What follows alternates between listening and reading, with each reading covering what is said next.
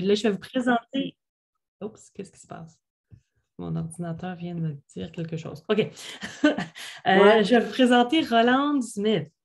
Retraitée, randonneuse, historienne, amatrice et membre de la Société d'histoire de Toronto, Rolande a fait carrière dans la fonction publique provinciale, surtout à l'Office des affaires francophones. Elle est arrivée au Canada en 1971 et aime Toronto. C'est sa première fois à écrire pour Le Chaînon et moi, personnellement, j'espère que ce n'est pas la dernière parce que j'ai beaucoup aimé votre article. Alors, je vous donne la parole, Rolande. Oui, bonsoir tout le monde. Merci Dominique. Je dois dire que je connais le Rob Faux depuis que je suis au Canada. Et puis quand je vois les gens autour de l'écran, je me sens très, très humble parce que je ne suis ni écrivaine ni historienne. Mais j'ai dit, je vais oser. J'ai une histoire à raconter qui a quand même un lien à des choses qui ont disparu. Alors j'ai dit, je vais oser, j'ai rien à perdre. Et puis comme ça, même le temps que je fasse la recherche, j'ai eu du plaisir à le faire. Alors, je suis arrivée à Toronto il y a déjà à peu près 50 ans. J'ai pris Marie, j'ai pris pays. Donc, je savais tout de suite que je n'étais pas une expat. J'allais vivre ici au Canada. Alors, je me suis servi des noms des rues pour apprendre à connaître Toronto. Et c'est plus facile. Par exemple, bon, moi j'ai appris que M. Bloor, c'était un brasseur. Alors je me suis dit, s'il y avait une brasserie, il y avait un ruisseau. S'il y avait un ruisseau, il y avait une vallée. Alors c'est un peu comme un Lego avec un morceau, on peut écrire toute une histoire et tout ça. Après, j'ai remarqué que tous les endroits où il y avait des Dale, des A-L-E, des Rosedale, des Riverdale, il y avait des vallées. Et puis, comme j'aime beaucoup marcher, j'ai découvert et appris l'histoire de Toronto. Enfin, à ma façon, hein, j'ai appris l'histoire de Toronto et puis je me plais très bien à Toronto. Mais j'ai écrit sur 3 noms de rues que j'ai découverts lors d'une randonnée plus vers Mississauga. Et c'était au cours de... Je fais des visites guidées dans les cimetières. Et le grand cimetière de Toronto, c'est le Mount Pleasant. C'est le cimetière Mount Pleasant et une fois, le 11 novembre tombait un dimanche. Alors, j'ai dit, tiens, c'est une bonne occasion de faire une visite guidée un dimanche, 11 novembre, et j'ai recherché les tombes des soldats. Et à ma grande surprise, il y en a beaucoup. Et là, je me suis aperçue du rôle important que Toronto avait joué dans l'aviation pendant la Première et la Deuxième Guerre mondiale. Ce n'est pas un fait qu'on connaît parce qu'on n'y pense pas, mais vraiment, on a entraîné beaucoup, beaucoup de soldats. Il y avait des fabriques d'ammunition et tout. Et puis justement, je retourne à Mississauga, là, et puis je vois une rue qui s'appelle Rangeview. Bon, ben, je dis Rangeview, on devait y tirer quelque chose. Alors, je cherche et en effet, oui, il y avait un terrain de tir ici qui est devenu très important pendant la Deuxième Guerre mondiale, surtout. Après, je passe à côté d'une autre rue. Je me dis, là, c'est une confirmation de ce que je pensais. La rue s'appelle Aviation. Alors, il y a des fois, il y a vraiment des indices très, très précis sur l'histoire des lieux et puis aussi des indices sur ce qui a disparu parce que ce qui s'appelait Rangeview et qui était un centre de tir, après est devenu un aéroport spécifique pendant la guerre. Et voilà. Alors, non, c'est pour ça que j'ai dit, il y a des fois, c'est vraiment sous notre nez, mais on n'y pense pas. Et puis plus tard, l'aviation, heureusement, Dominique a parlé de changement, pourquoi les choses disparaissent. Heureusement, les terrains d'aviation qui entraînaient les soldats, heureusement, quand la guerre a terminé, ils ont été recyclés. Et ils ont été recyclés, le terrain d'aviation a été recyclé dans une centrale électrique. Et puis maintenant qu'on a changé un peu la façon dont on produit de l'énergie, la centrale électrique qui était à charbon, elle n'est plus là. Alors comme tu dis, les changements viennent pour pour une raison et tout. Alors, on pourrait continuer à parler, mais c'est ça ma simple histoire. C'est que juste au cours d'une randonnée, j'ai eu 3 indices là, qui m'ont dit, bah, tiens, il y a une histoire dans ce quartier-là. Et puis maintenant, ben, le terrain de la centrale électrique va naturellement être nettoyé. Et puis, il y aura des centaines et des centaines de condominiums qui vont s'y installer. Alors ça, c'est une autre histoire d'urbanisation pour un autre chaînon. Voilà. Enfin, je voulais pas, mon article est très court, alors je vous laisse une chance de le lire, mais pour moi, c'était une petite expérience. Et puis voilà, non, j'essaierai de continuer à écrire.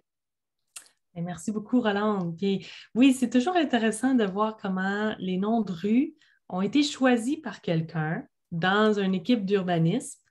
Puis là, ça va chatouiller l'esprit historique des randonneurs qui se promènent puis qui sont curieux de ces noms de rues. Et là, ça continue à propager ce patrimoine-là et cette Non, puis c'est information. vraiment 3 choses qui ont complètement disparu. Mm-hmm. Enfin, il y a encore une tour d'eau, mais une tour métallique dont je n'ai pas inclus la photo. Alors, on sait qu'il y avait quand même quelque chose de semi-industriel là, et tout, mais autrement, il faut chercher loin.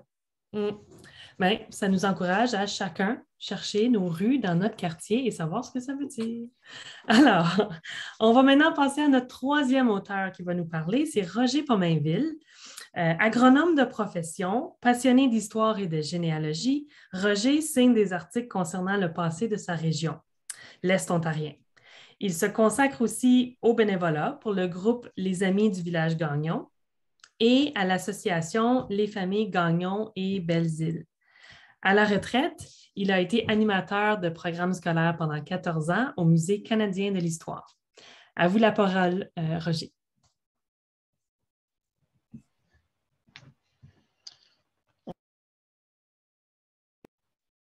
Ah. On m'entend? Oui? Oui, on vous entend. Ah bon, c'est bon. Ben, bonsoir tout le monde. Ouais, je vais juste vous donner un survol des noms de l'Est Ontario qui ont disparu. Des fois, des noms qui ont changé pour d'autres noms.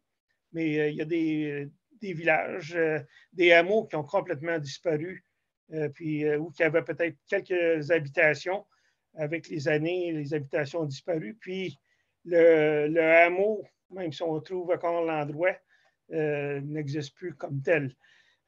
Juste pour l'exemple, dans la région d'Embrun, avant que tous les bureaux de poste soient amalgamés ensemble avec Embrun, il y avait 5 hameaux où on livrait le courrier avec les chevaux, comme de raison, je parle des années 1800. Là.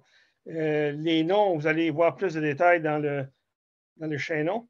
Mais juste près d'Embrun, il y avait Longtainville, Saint-Onge à l'ouest du village d'Embrun, Forgette, Brisson, puis il manque Cambridge.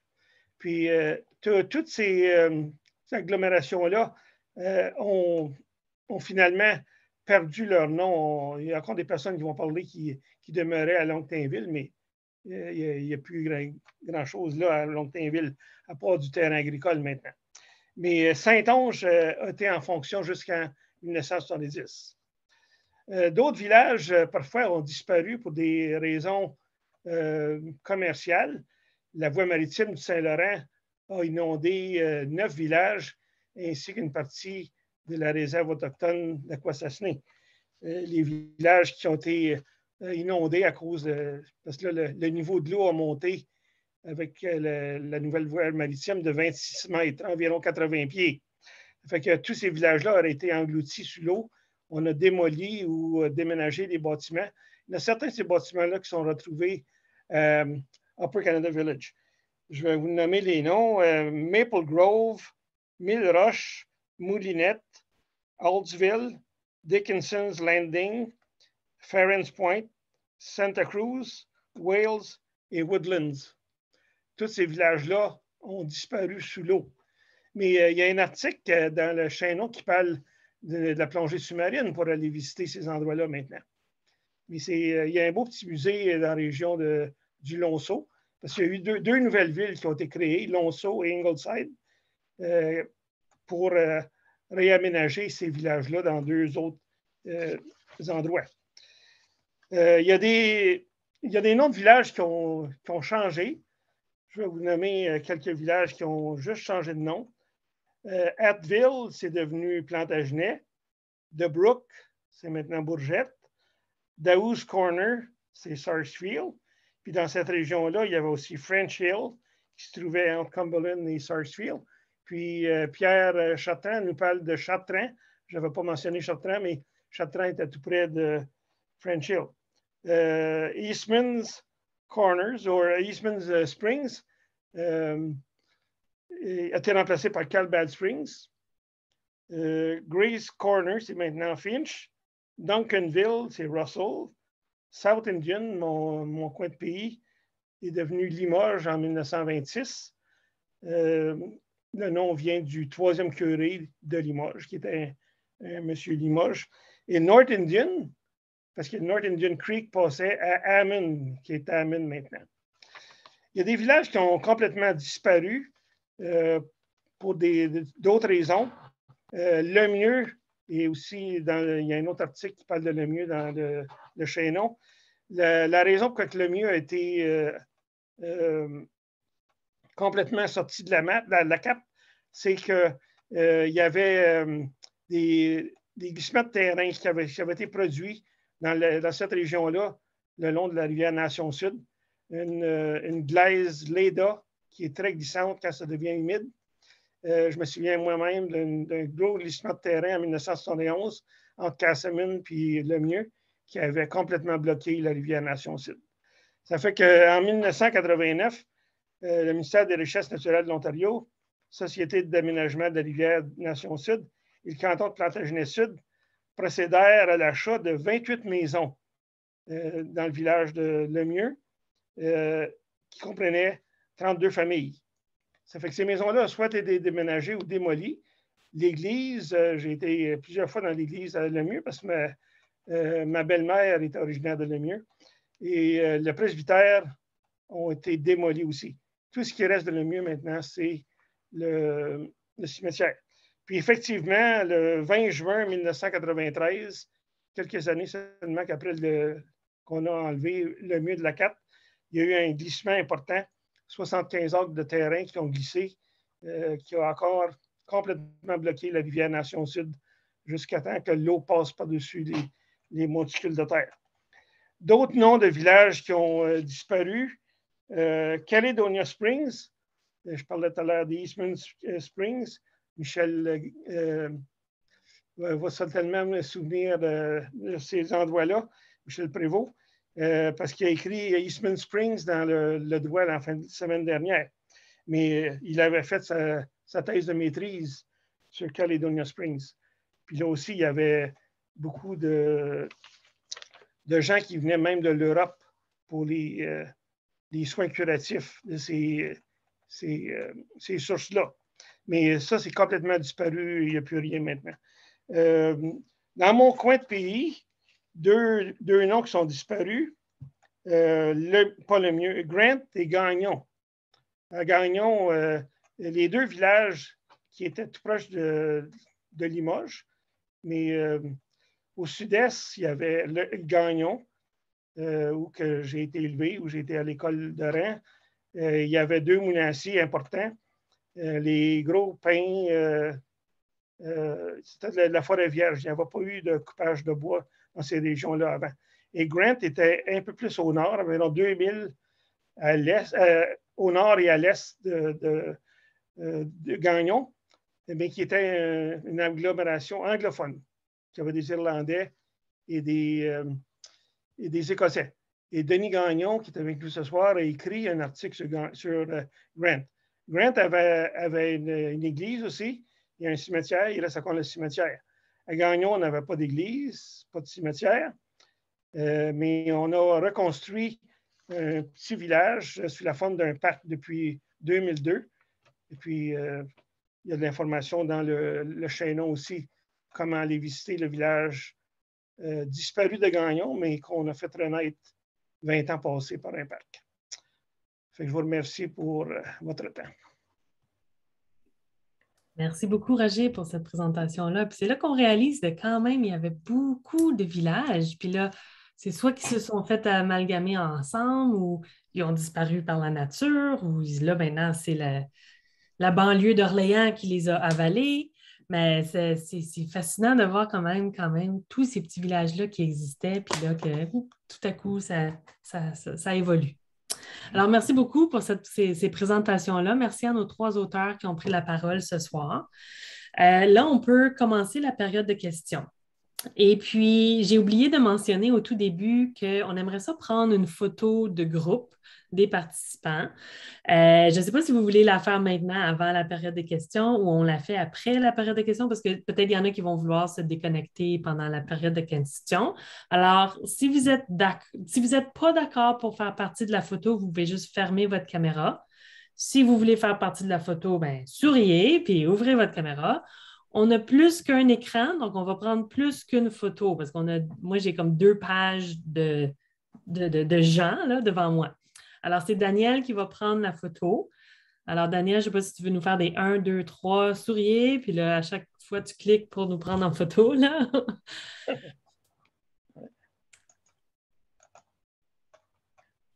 C'est mieux de prendre la photo aussi plus tôt. On a l'air moins fatigué. Oui, ouais, la prochaine fois, je pour me les fais une archives, on va avoir une image plus favorable de nous. Ben, je parle surtout pour moi, là.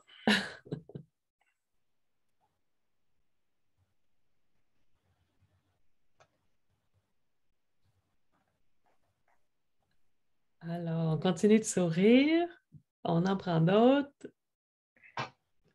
C'est bon.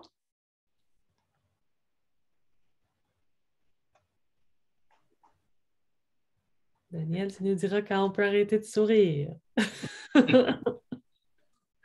C'est toujours un peu bizarre.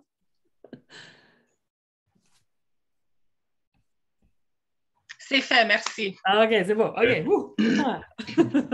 Bon, alors, est-ce que vous avez des questions? Comment est-ce qu'on va procéder pour la période de questions? C'est qu'il y a plusieurs écrans allumés.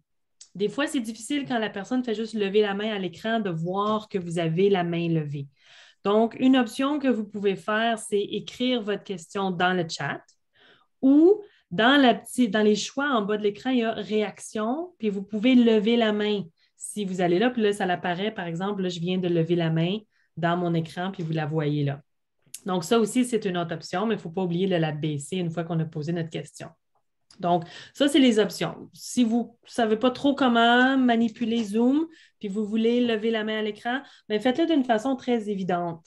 Peut-être comme ça, le plus près de la caméra possible. Comme ça, nous, on va pouvoir vous voir.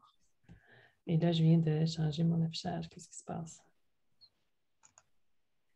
Oh, Daniel, je ne sais pas si tu es en train de partager ton écran. Ou c'est... Non, Marc Bruyère, on est en train de voir votre écran. Vous pouvez aller en bas de l'écran de arrêter le partage, peut-être?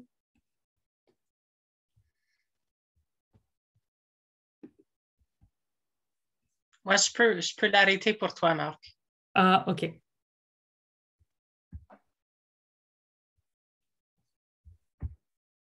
OK, nous revoilà. Donc, faites attention. Allez juste vers le petit bonhomme réaction pour lever la main. Alors, est-ce qu'on a des questions? Michel Prévost, vous avez levé la main. Allez-y. Oh, allumez votre micro. J'ai beaucoup aimé la page couverture. Est-ce que tu peux nous expliquer un peu pourquoi avoir choisi cette photo-là? Puis, en fait, tu as la voie ferrée qui nous amène vers des villages fantômes. Alors, je trouve que c'est un très, très bon choix. Oui, bien, merci. C'est dans le fond une photo d'un voyage que j'ai fait avec mon frère en 2008. On a fait un road trip d'Ottawa jusqu'à Hearst. Hearst m'avait toujours très intéressée dans ma vie. J'étais fascinée par ce village-là. Je voulais aller voir. Et on s'arrêtait vraiment dans tous les villages en chemin. Et plus on montait vers le nord, plus on voyait ces maisons abandonnées là. puis des petits villages qui n'étaient pas sur la carte, puis qu'on voyait. Puis on arrêtait aussi un des règlements de notre voyage, c'était qu'il fallait absolument s'arrêter si on voyait une affiche historique. Site historique par là, on faisait le détour, on arrêtait, c'était le règlement du voyage. Donc, on a découvert plein de choses qu'on ne savait pas. Et c'est ça que là, les villages fantômes ont commencé à me fasciner. Donc, quand je cherchais une image pour cette page couverture-là, je me suis rappelée de ce voyage-là. Et deux, je me suis dit, je voudrais une image couleur. Parce qu'une image noir et blanc, on parle de village fantôme, ça peut peut-être devenir un peu lugubre comme thème. Fait que je me suis dit, essayons de trouver quelque chose en couleur pour illustrer ça. Puis je me suis dit, ben des chemins de fer, il y en a partout en Ontario. Il y a des chemins de fer encore utilisés, il y a des chemins de fer abandonnés. Je me suis dit, c'était une image qui pouvait nous relier tout le monde partout en Ontario, pas juste un seul village représenté, mais des chemins de fer qui nous relient tout le monde ensemble. Et c'est moi dans la photo. C'est mon frère qui a pris la photo, puis moi, je voulais qu'il me prenne là sur le chemin de fer. Donc, je suis contente que la graphiste était d'accord avec moi de choisir cette image. Je ne savais pas qu'un jour, tu ferais la page couverture d'un magazine. Je pourrais dire que j'ai été cover girl wow. sur un magazine. Les poteaux tout croche, là, ça donne aussi l'image d'abandon et village fantôme. Et l'herbe qui pousse au milieu de la voie ferrée. Oui, la nature qui reprend toujours son dû. Oui. Merci pour la question. Alors, je vois ici Suzanne, vous avez la main levée. Allez-y, Suzanne Charon. Oh, allumez votre micro, Suzanne. Peut-être juste avant, est-ce qu'on peut voir la page couverture? Ah, oui. Pour ceux qui n'ont pas reçu le chaînon, voici la couverture. C'est bien. Voilà. Ouais. Vous allez le recevoir bientôt, là. C'est en chemin. Ça a été posté la semaine dernière. Fait que ceux qui vivent plus loin d'Ottawa, là, c'était peut-être Post Canada est plus lent. Mais... Alors, voilà. Allez-y, Suzanne. Bon, c'est un commentaire pour Donald. Je ne le vois pas, là, mais... Ah oui. Un peu d'histoire pour la Northern Brewery. En 1939, Joe Laflamme a été invité par la brewery, Northern Brewery, pour faire une tournée avec ses loups, son attelage de loups. Oui, puis il a couché dans une grange en arrière qui était sur le terrain de Northern Brewery. Il a couché là avec ses loups. Puis pour la bière Silver Foam, il y a une annonce publicitaire qui est parue dans le Sudbury Star. C'est Joe Laflamme avec le Silver Foam, la bière Silver Foam. Puis on m'a dit à un moment donné qu'il y a eu un cabaret pour les hôtels là, avec la Silver Foam puis Joe Laflamme dessus. J'aimerais bien mettre la main sur une de ces choses. C'est un de ces cabarets-là, mais c'est juste c'est un petit peu d'histoire parce que Joe Laflamme, comme vous savez, c'est mon personnage. Merci, c'est intéressant ça. Oui. Ça, vous avez présenté cet article-là, je pense qu'il était dans le numéro de l'hiver ou le numéro. Oh non, le numéro de l'été passé. Oui. Le thème sur les contes, le personnage. Oui. Tout est dans tout. Tout est dans tout. Merci beaucoup, Suzanne, pour ces informations. Là, je vois que j'ai eu une question dans le chat. Alors, c'est Christine de la Société d'histoire de Toronto qui a une question pour M. Pomainville. Les villages disparus. A-t-on une idée des migrations des gens déplacés lors de la création de la voie maritime du Saint-Laurent? Ces gens-là se sont retrouvés où? Ces gens-là se sont retrouvés, comme j'ai dit, dans deux nouvelles villes. C'est plus gros que des villages, Lonceau et Ingleside. On peut appeler ça des petites villes le long du Saint-Laurent. Mais ce sont deux villes qui n'existaient réellement pas avant. Je pense que Lonceau, il y avait un petit village, mais c'est devenu assez gros quand on a déménagé beaucoup des maisons. Puis les gens devaient se relocaliser quelque part. Fait qu'ils ont été là, Lonceau et Ingleside, mais il y en a certainement qui sont allés à la Cornwall, il y en a qui sont retrouvés dans d'autres régions aussi. Là. Mais j'avais mal élevé, je voulais juste ajouter un peu sur les chemins de fer. chemins de fer ont développé toutes les régions au Canada, hein, que ce soit dans l'Ouest, dans notre région, quand le chemin de fer a passé, bien là, c'était une façon facile d'envoyer des produits du bois vers Montréal, Québec, puis même l'Europe. Mais l'Abitibi, le nord de l'Ontario, toutes ces régions-là, c'est le chemin de fer qui a développé ces régions-là aussi. Oui, oui, évidemment. Et Jean-François Borne nous dit dans les commentaires, le chat, d'aller voir à la page 55 du chaînon. Il y a 6500 personnes qui ont été déplacées. Et je trouve dans votre article aussi, Roger, je pense qu'il y a une photo d'une maison en train de se faire déplacer aussi. Donc, certaines maisons ont été déplacées. Comme on vous avait dit dans le village Upper Canada Village, mais certaines des personnes ont déplacé leur maison et se sont réinstallées ailleurs. Alors, merci beaucoup pour cette question, Christine. Allons-y avec les mains levées. Donald, vous avez la main levée. Oui, d'abord, l'observation à la suite de la présentation de Romain. Dans la région de Sudbury, dans la vallée ici, qui est au nord de Sudbury, où les Canadiens français, les fermiers sont établis au début du 20e siècle, il y avait des endroits, des noms comme ça qui sont disparus. Il y a Huguette, peut-être qu'il faut s'en souvenir. Il y avait Boninville, Guillaville, Brunaville, Bertrand's Corner, Ross Corner. Alors, c'est toutes des petites agglomérations de familles, surtout, qui s'étaient établies. Mais j'ai une question aussi pour Roger. Le nom Embrun, ça vient d'où? Ça m'a toujours intrigué, ça. Embrun, j'ai demeuré à Embrun moi-même, mais Embrun, ça vient d'Embrun en France, dans les Alpes. Ah, OK, je ne savais pas. Je ne me souviens pas beaucoup des détails. C'est une petite ville, je pense. C'est plus qu'un village, c'est une petite ville dans les Alpes françaises. OK, merci. En fait, c'est lié aux pères Oblats qui venaient du sud de la France. Les Oblats ont été créés par Monseigneur de Massenat, qui était l'évêque de Marseille. Alors, c'est pour ça que dans l'Est ontarien, on retrouve des noms du sud de la France comme Vars là, et Embrun. C'est le père Michel qui venait d'Embrun dans les Alpes. C'est ça. Oui, oui. Qui était un père Oblat, sans doute. Oui, là, je pourrais aller voir dans l'histoire d'Embrun, ça nous le dirait, mais je suis trop intéressée par les questions, là.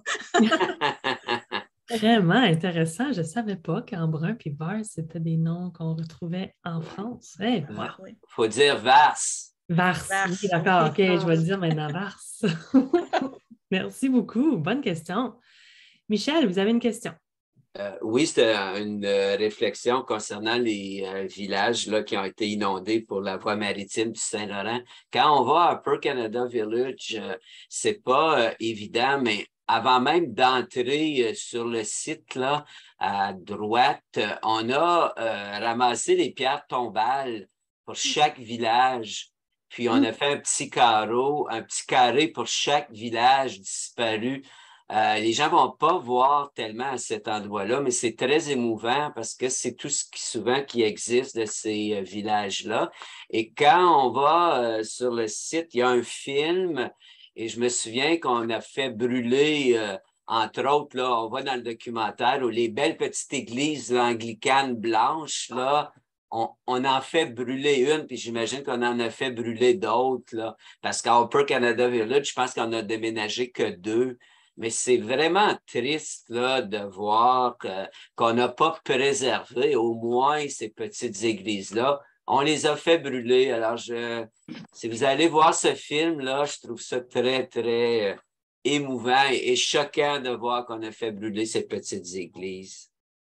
Ça a dû être vraiment un moment très tragique pour ces gens-là qui se sont vus forcés de quitter leur chez eux puis de voir brûler leur église.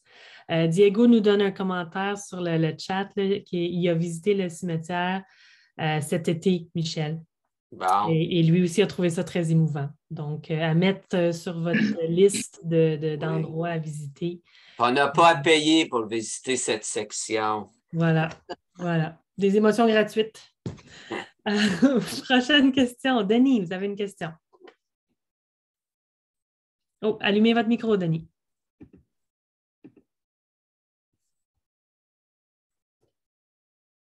Un des endroits aussi dans l'Est ontarien Limoges vient de la France aussi, comme embrun. C'est ça. J'avais un commentaire pour Michel Bureau. J'ai lu son article que j'appréciais beaucoup, j'aimais bien ça, parce que ça me rappelait des souvenirs. Quand j'avais à peu près 5 ou 6 ans, on allait avec ma mère, je partais de Limoges, on prenait le train, puis on allait à Ottawa, sur la Rivière, voir le mois d'octobre, puis j'avais un petit peu plein de sur mon cœur. Puis on passait par Carlsbad Springs. Puis là, on arrêtait à Vars, Carlsbad Springs, c'est la route à l'île.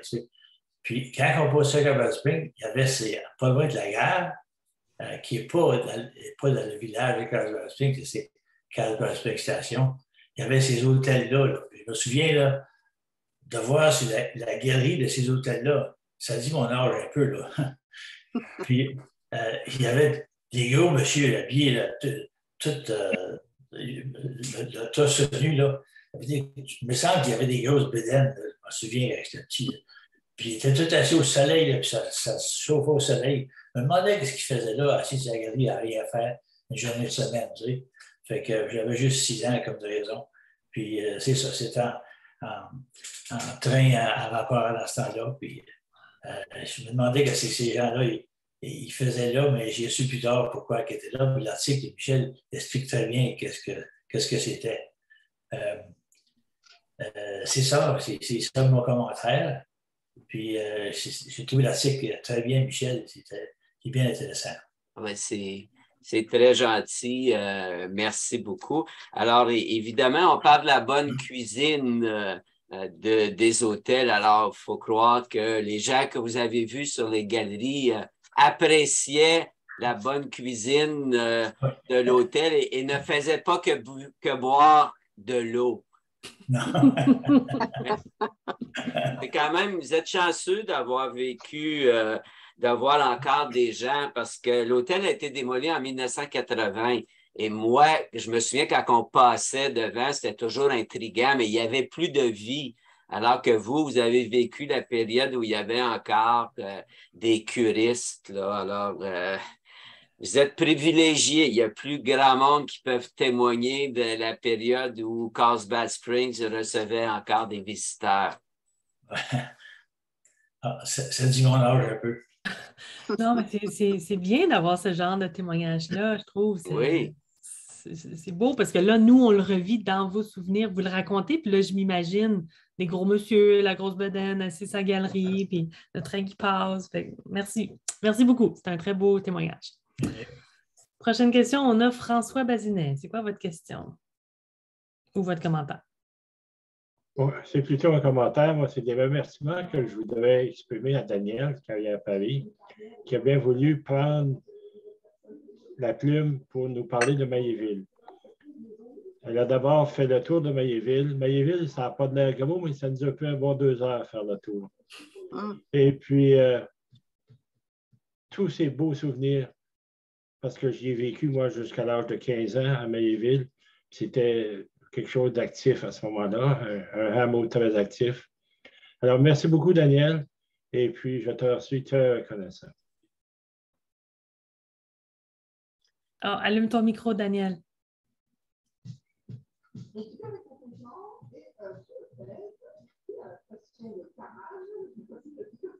Attends, je peux l'ouvrir pour toi.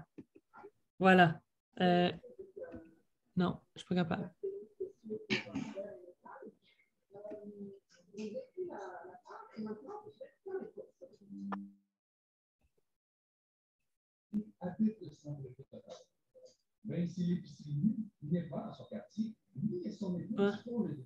Ah, ça marche. Vas-y. Désolée, je voulais juste dire, François m'a fait découvrir un village qui est à peine 10 minutes de chez moi, puis je ne savais même pas que ça avait existé. Alors, Mailléville, il n'y avait aucune façon de le savoir sans que François me fasse visiter chaque endroit. Alors, moi aussi, je le remercie. Il m'a fait une belle découverte. Oui. Parfait. Merci. Tu vois, on apprend toujours quelque chose. C'est fantastique. Donald, vous avez une question? Oui, j'essaie de répondre. Suzanne m'a demandé une question, puis j'essaie de répondre sur le chat, mais j'ai répondu, mais je ne réussis pas à l'envoyer. Alors, mon adresse courriel, c'est ddenis@laurentienne.ca. Denis. À laurentienne.ca. OK. Merci, Denis. Merci. Donald, pardon. De rien.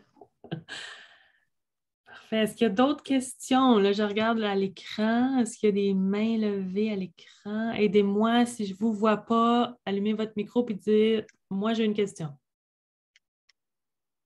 Il y a François Bazinet, puis il y avait aussi dans le chat, je crois, Roland. J'ai pas vu Roland dans le chat. Pouvez-vous poser votre question, Roland? Non, je n'avais pas de questions à poser, okay, merci. Okay. Oh, Patrick a levé la main. C'est Christine dans le chat. Christine, j'ai posé sa question, oui. Et là, il y a Patrick qui a la main levée. Patrick, vas-y. Moi, je voulais juste, parce qu'on parle des... on est en train... tout le numéro de Chaînon parle beaucoup des villages qui sont perdus ou des hameaux qui disparaissent. Et il y a quelqu'un qui m'a souligné dernièrement, puis je vais juste lancer l'idée à Dominique puis l'équipe de rédaction. On n'entend pas bien. Ah, excusez, je vais parler un petit peu fort. Ça va mieux si je mets mon micro. Oui. Je l'ai élevé tantôt pour prendre la photo. Ce que je disais, c'est qu'on est en train de parler beaucoup des villages qui sont en train de disparaître dans ce numéro-ci, mais il y a quelqu'un qui m'a fait remarquer dernièrement qu'il y a beaucoup de villages, de villes qui sont en train de célébrer les 100e anniversaire. Il y en a beaucoup dans le nord de l'Ontario.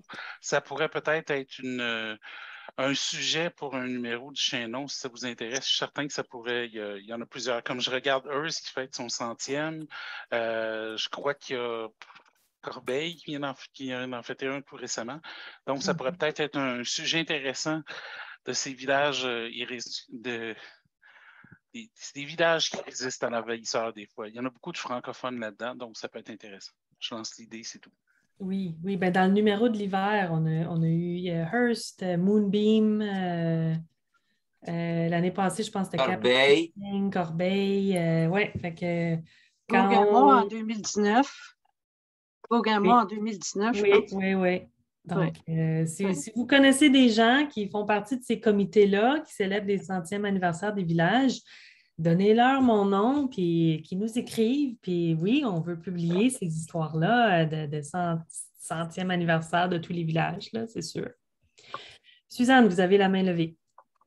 Oui, la question est pour Roland. Je ne sais pas si j'ai manqué quelque chose en présentation, mais est-ce que tu pourrais situer le quartier que tu as visité par rapport à Toronto? C'est pas clair dans ma tête. C'est à l'est de Toronto. Ce n'est pas vraiment un quartier que j'ai visité. J'ai suivi un sentier qui est plus ou moins au bord du lac Ontario. C'est un sentier pédestre qui est très proche du lac. C'est sur l'ancienne ville d'Etobicoke. Okay. Mais maintenant, on parle d'amalgamation, mais il y en a eu de toutes les tailles des amalgamations. Et puis, ça déborde un peu sur Mississauga. Alors, c'est vraiment l'est, mais c'est très proche du lac. Quelle distance c'était environ? Je ne sais pas, moi. Bon, c'est pas beaucoup de kilomètres entre les trois sites que je mentionne, la Rangeview, Aviation et la dernière, l'Hydro. Moi, j'ai suivi sur Google Maps pendant la présentation, fait que je pouvais suivre un peu. Ah oui? Oui. Non, c'est pas technologie. Non. Mais c'est vraiment l'est de Toronto parce que non, je veux dire l'ouest de Toronto, pardon, vers Etobicoke. Parce que c'était là que je mentionne dans l'article avec le Fort York qui a été tout de suite bâti par Simcoe et tout. Bon, il y avait des terrains de tir. Et puis, comme le quartier autour de Fort York, il agrandissait, il fallait quand même sortir les champs de tir un peu plus loin. Alors, ils ont dû choisir dans l'ouest qui n'était pas habité, quoi. OK, merci. C'est vraiment au sud du Lake Shore. OK. Ouais. D'accord, merci pour cette précision. Puis là, dans le chat, on a d'autres gens qui rajoutent des précisions. Christine nous rajoute que Mississauga est dans l'ouest Il renferme les anciens villages de Port-Crédit, Streetville, parmi d'autres. Et Paul-François Sylvestre nous dit commentaire sur la fusion des cantons et la disparition des villages. Oh, vous avez un commentaire. OK. Paul-François Sylvestre, vous avez un commentaire sur ça? Allez-y. Le micro.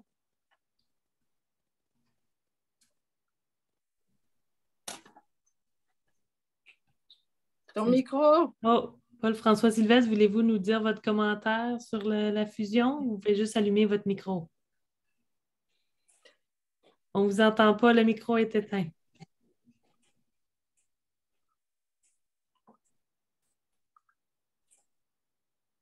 Est-ce que vous pouvez le... Moi, je ne peux pas le faire, non, activer le son. Il faut cliquer sur le petit micro. Ah, voilà. Voilà. Allez-y. Ça va, là? Oui, on vous entend. Oui, c'est tout simplement pour mentionner qu'en 1999, on a fait la fusion de Belle-Rivière et des cantons de Maidstone, Rochester, Tilbury-Nord et Tilbury-Ouest.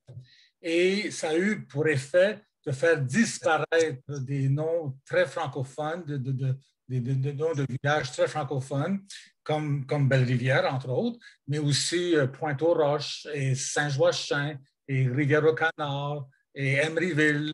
C'est un peu ce que je décris dans l'article. Et tout ça s'appelle maintenant Lakeshore.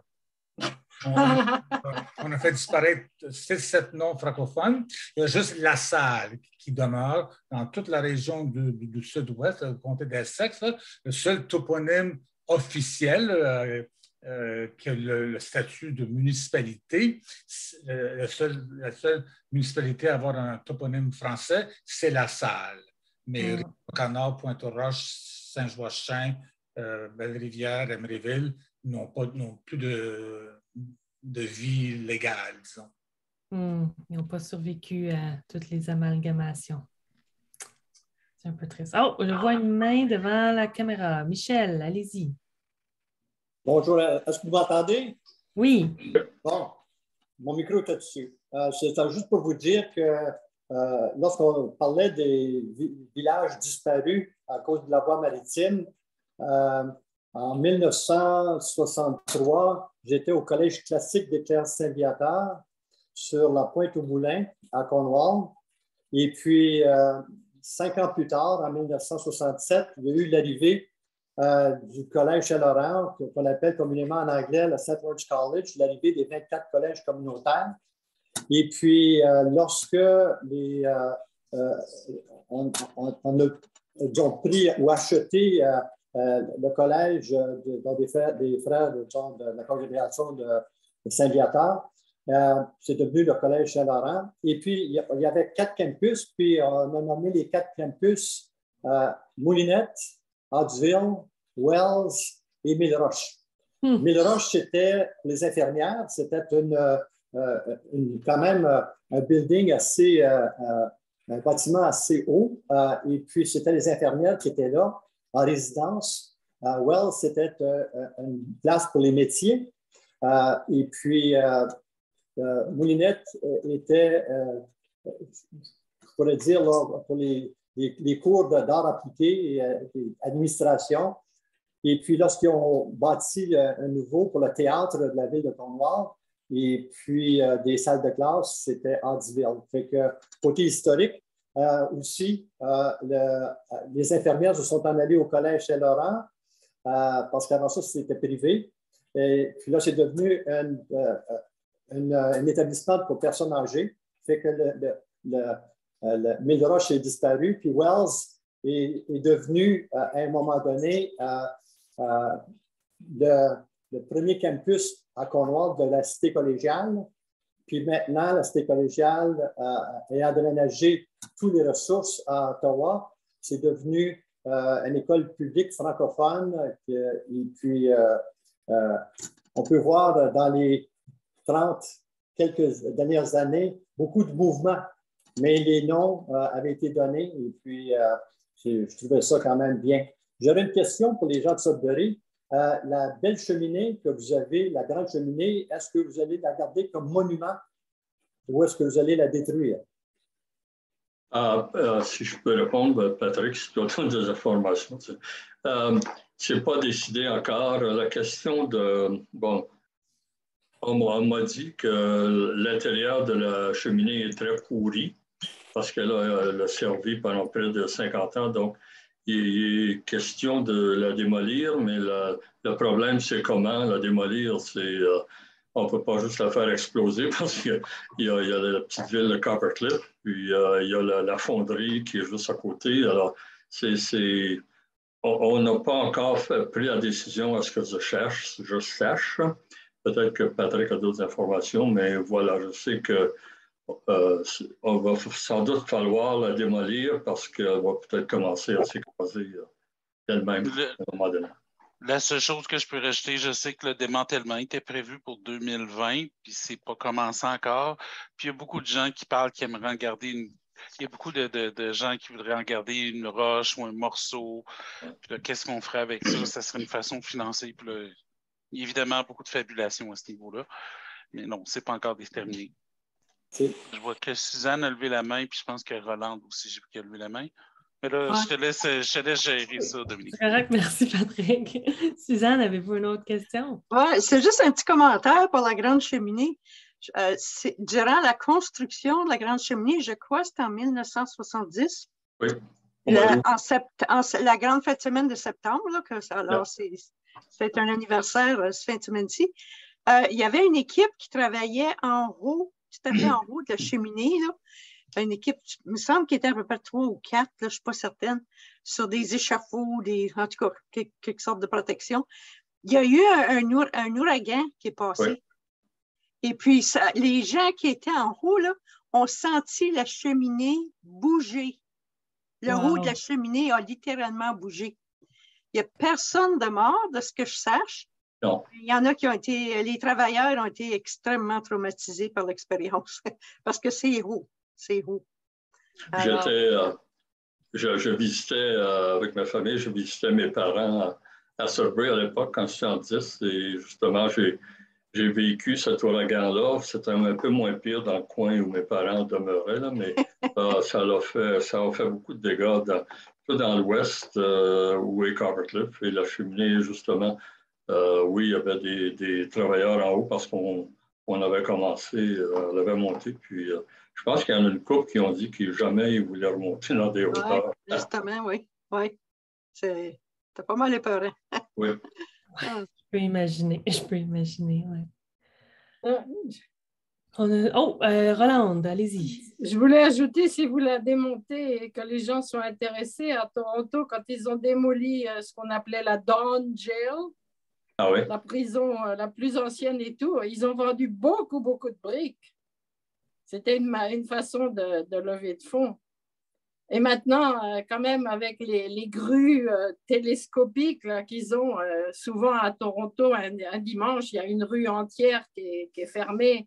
Et puis, c'est ces grues qui ne sont pas permanentes, là, mais c'est comme des crayons télescopiques. Ils montent.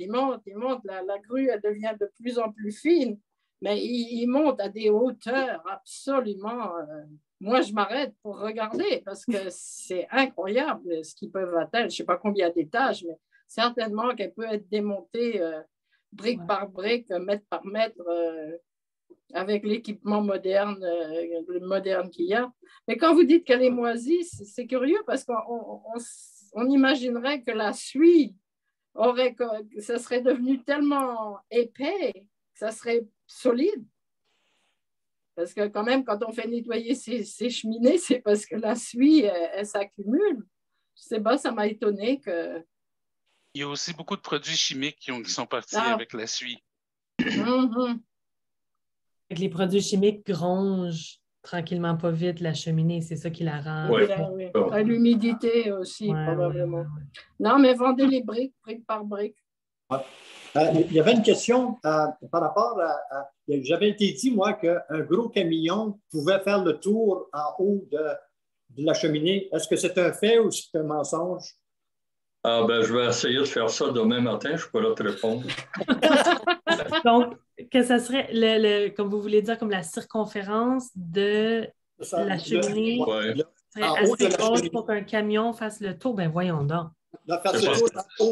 Je l'ai entendu, mais je ne sais pas si c'est vrai. C'est que la largeur des murs serait assez large pour mettre un camion tout le tour. Ah oui, OK.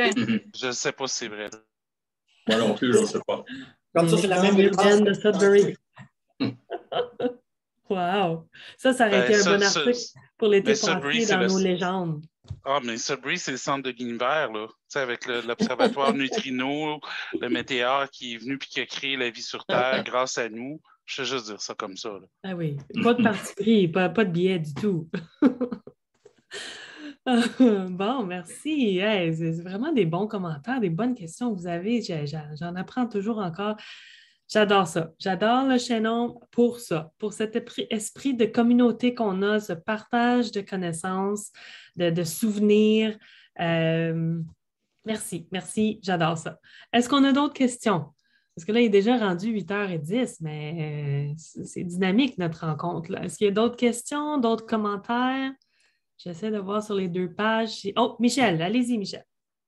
Moi, c'est un commentaire. Alors, je voudrais remercier Dominique, notre coordonnatrice. Il faut être membre du comité du chaînon pour voir tout le travail que Dominique effectue, le nombre de courriels qu'elle envoie, les rappels, recherche de ci, recherche de ça, les contacts avec les membres du comité, les contacts avec les auteurs. Alors, je te remercie, Dominique, pour le beau travail que tu fais et c'est vraiment agréable de collaborer avec toi. Puis tu animes bien également. Alors. Merci, Michel, t'es bien gentil. Je n'ai que des fleurs. Merci, je les prends. Merci, ça fait du bien. Merci. Là, on a quelques commentaires. Jean-François aussi, merci de ton merci dans le chat et tout ça. J'aimerais justement, moi aussi, prendre la parole juste pour remercier une dernière fois, les membres du comité du chaînon. Je remercie aussi tous les collaborateurs, les auteurs, les autrices qui ont contribué à leurs articles. Sans vos articles, le chaînon n'existe pas. Merci à l'équipe de révision des textes. Je ne suis pas experte à réviser des textes, alors merci de m'aider dans ce travail. Merci à la Société historique du Nipissing West et à la société, le Lost Villages Historical Society, pour la permission d'utiliser des photos historiques dans notre magazine. Merci beaucoup à Brigitte Murray qui m'aide dans la révision des ébauches pour aller chercher toutes ces petites erreurs-là que moi je manque. Alors, merci beaucoup, Brigitte. Et bien sûr, merci à Chantal Lalonde, qui est notre graphiste extraordinaire, qui crée tout l'aspect visuel et qui jongle avec tous ces articles-là pour créer notre magazine. En terminant, je vais donner la parole à Danielle Pécard-Gorgy, qui est la directrice générale du RPFO, pour le mot de la fin. Danielle, à toi la parole. Merci, Dominique. Bien, Michel a volé une partie de ce que je voulais dire parce que Dominique prend toujours la parole pour remercier toute l'équipe, mais rares sont ceux et celles qui se souviennent de remercier Dominique. Et c'est vrai qu'elle fait beaucoup de travail pour très peu d'argent et très peu de reconnaissance. Donc, on est très reconnaissant, Dominique. Et je voulais juste ajouter une autre personne à nos listes de remerciements. C'est bien notre imprimeur. Donc, vous savez que la pandémie a été difficile pour les gens qui travaille dans l'impression. Notre impression du chaînon a un petit peu changé de main, mais notre fameux Jacques a assuré une très bonne transition entre les 2 compagnies d'impression. Donc, je pense qu'on devrait le remercier, même s'il n'est pas là ce soir, parce que sans lui, je pense qu'on aurait eu des augmentations de prix et des surprises pas intéressantes. Donc, moi, en tout cas, je suis reconnaissante parce que moi, je veille au budget. Mais je voulais aussi vous inviter, vous savez qu'on est en train d'essayer d'augmenter le lectorat du chaînon. Donc, on va être présent au Salon du livre de l'Est ontarien à Limoges le samedi 17 septembre. Donc, si vous êtes dans le coin, puis ça vous tente de venir feuilleter des anciens numéros du chaînon ou de découvrir des bandes dessinées qu'on a publiées, vous êtes les bienvenus de passer à notre kiosque qui va être à la porte d'entrée dans le Salon du livre. Mais je vous encourage aussi à amener des gens qui ne connaissent pas le chaînon. Amenez-leur feuilleter, découvrir, nous parler en personne. C'est une bonne occasion de faire connaître le chaînon auprès de d'autres personnes. Donc, je vous encourage à mettre ça à vos agendas. C'est de 10h le matin à 16h l'après-midi, le 17 17 septembre à Limoges. Puis on va l'annoncer haut et fort à tous nos contacts dans les médias sociaux, par courriel, mais je vous invite particulièrement à être présent. Merci.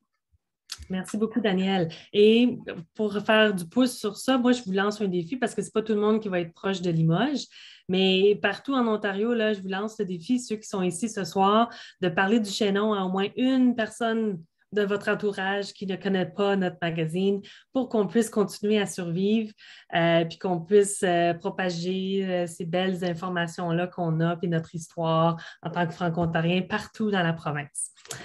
Alors, c'est ce qui conclut notre... oui, Diego partage dans le chat le lien pour aller acheter des chaînons ou pour s'abonner comme membre du chaînon. Votre abonnement dure 1 an. Vous avez 3 chaînons dans cette année-là. Donc, n'oubliez pas de continuer à vous réabonner et parlez-en, donnez-en en cadeau. C'est un très beau cadeau de fête ou un beau cadeau de Noël. Puis, vous pouvez aussi aller sur la boutique de notre site web, acheter d'autres exemplaires du chaînon si vous voulez l'offrir en cadeau. Et les anciens numéros du chaînon aussi sont toujours disponibles. Moi, j'ai un grand inventaire à la maison.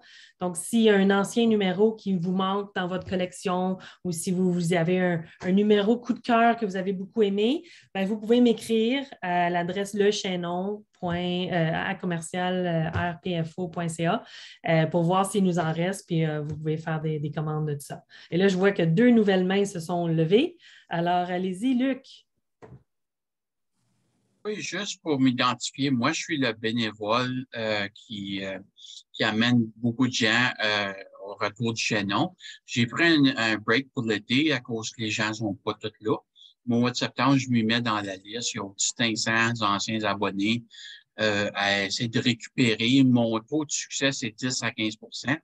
Fait que j'espère de monter les effectifs. Avec tous les autres comités, je suis nouveau bénévole depuis décembre, janvier, je crois. Oui, merci beaucoup, Luc, pour tous les appels que tu fais. Suzanne, la main levée, allez-y. Oui. Est-ce qu'il y a un index de tous les articles qui sont passés dans le chaînon? Oui, il y a un index sur le site.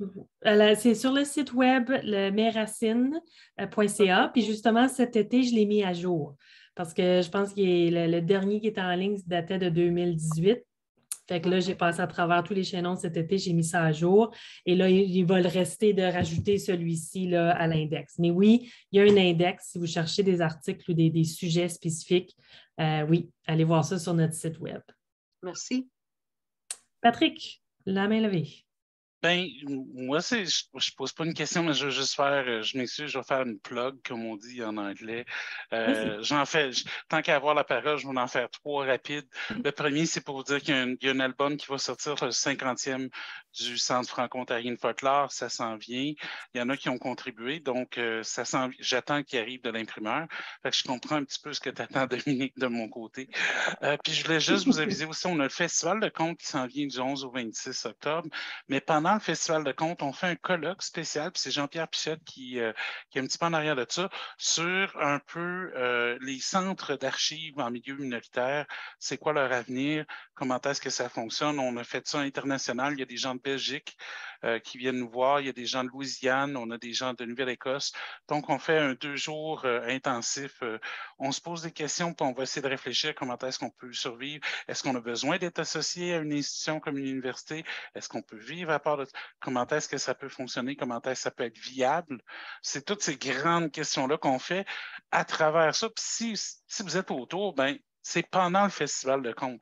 Fait que je suis très occupé cette fin de semaine-là, mais c'est pas grave, ça vaut la peine. Donc, je lance l'invitation à tous si vous êtes intéressés. Le festival est du 11 au 16, mais la conférence comme telle, c'est les 14 et 15 octobre. OK, parfait. Dans la place des Arts en passant et dans l'Université de Sudbury. C'est un peu les deux. Puis il y a des belles couleurs d'automne à Sudbury. On peut faire Onaping Falls est un très beau. Onaping Falls est de toute beauté. Il y a une certaine toile du groupe des 7 qui est là. Donc, je vous dis, c'est le centre de l'univers. Je veux juste le dire. Road trip à Sudbury. Oui, oui, Roland, je vois la main levée. Allez-y, Roland.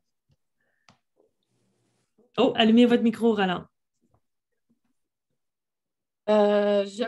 Puisqu'on est en ligne et que vous avez l'air d'apprécier les choses qui se font en ligne, le 26 octobre, Jean-Pierre Pichette nous fera une conférence sur le Père Lemieux, justement pour marquer l'anniversaire du Centre de folklore.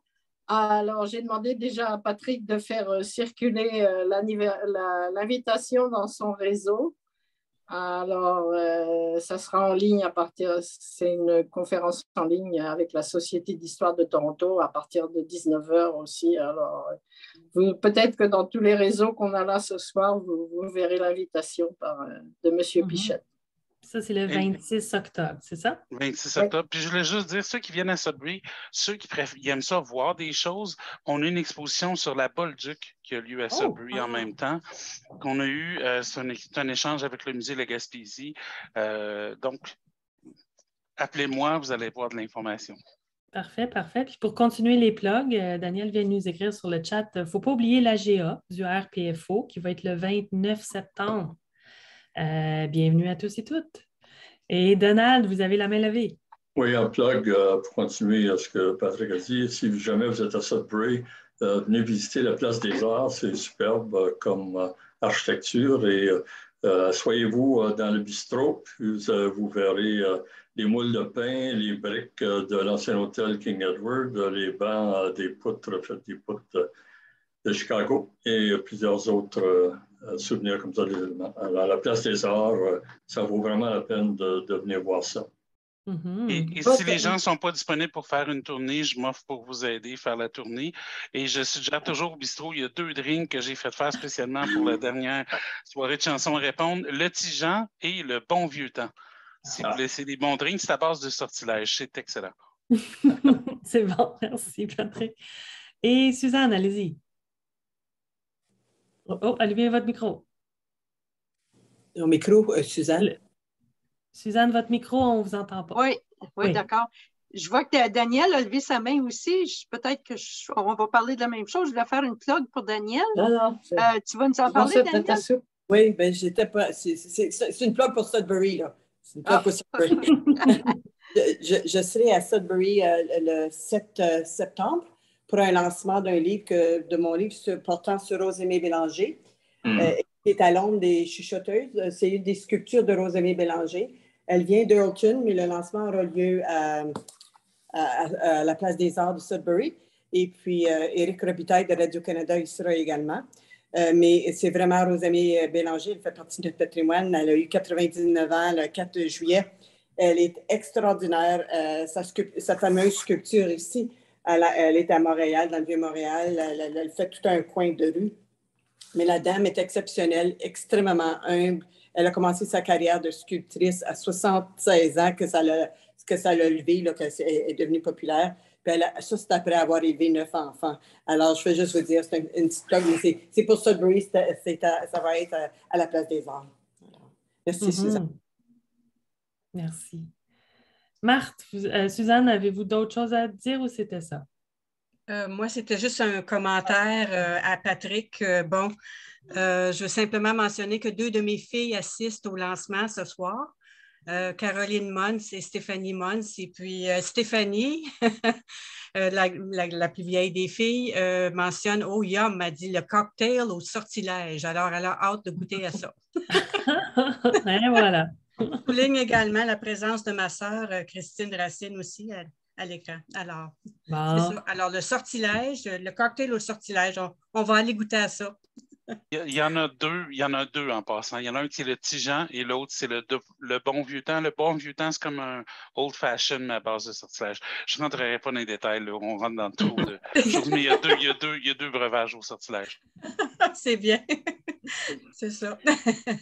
C'est bon. Ben, merci pour ces suggestions de tourisme. Ça me fait penser justement à un autre article dans notre chaînon de cet été de Paul-François Sylvestre. Il a lu pour nous 52 week-ends d'escapade. Bon, ben, on en a d'autres à rajouter. À Sudbury, on va aller faire une escapade d'un week-end à Sudbury. Alors, merci beaucoup d'être venus ce soir. Quelle belle soirée on a eue, même si on était en Zoom, puis on a pu se jaser à travers tous les coins de la province. Alors, merci encore d'être venus. Il me reste juste une dernière chose à vous dire. Bonne lecture. Merci. Merci, bonne soirée. Merci, bonne soirée. Allez, tout le monde. merci beaucoup. À la prochaine. Bonne fin d'été. Salut bien. Merci, bonne soirée tout le monde. Merci à notre bénévole. Bonne soirée.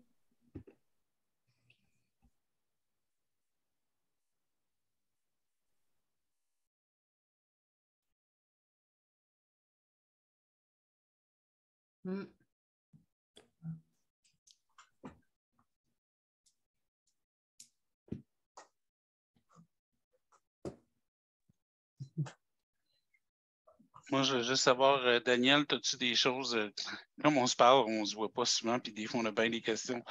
As-tu besoin qu'on jase ou ça va aller une autre fois? Ou y a-t-il des choses que tu as besoin de moi? J'ai plusieurs suivis à faire avec toi, Patrick, donc ça me rassure de savoir que tu es en vacances. Donc, oui. Peut-être on pourrait se rencontrer cette semaine. C'est un petit moment, peut-être jeudi après-midi. Jeudi après-midi, sais-tu quoi? Je vais te booker tout de suite pour être sûr. OK, book-moi. Dis-moi quelle heure. Je suis libre. Désolé pour les autres. Hein, si vous avez des questions. Bonne soirée tout le monde. Ça a été un beau succès. Oui, c'est ça. Moi aussi, je vous quitte. Bonsoir, Patrick. Bonsoir, Marc. Merci d'être là. À la prochaine. À la prochaine. Patrick, 15h? 15h, ça me va. Ça te va? Parfait. On se parle. Je t'envoie un lien Zoom dans mon calendrier. C'est gros. Je te laisse je vais le recevoir. Je te laisse faire. OK. Merci beaucoup. Bonsoir. Pour plusieurs sujets. All right. Puis merci, Diego, pour tous tes efforts pour que tout le monde ait reçu les informations pour se brancher. C'est très apprécié. Pas de problème. J'ai vu qu'on avait une bonne participation. En tout cas, tout le monde qui est inscrit a reçu le lien par 19h. Excellent. Oui. Merci. Bonsoir, Diego. On se parle demain midi. Hein? Oui, c'est vrai. Demain midi, ça marche. À demain. À demain. Au revoir. Bye.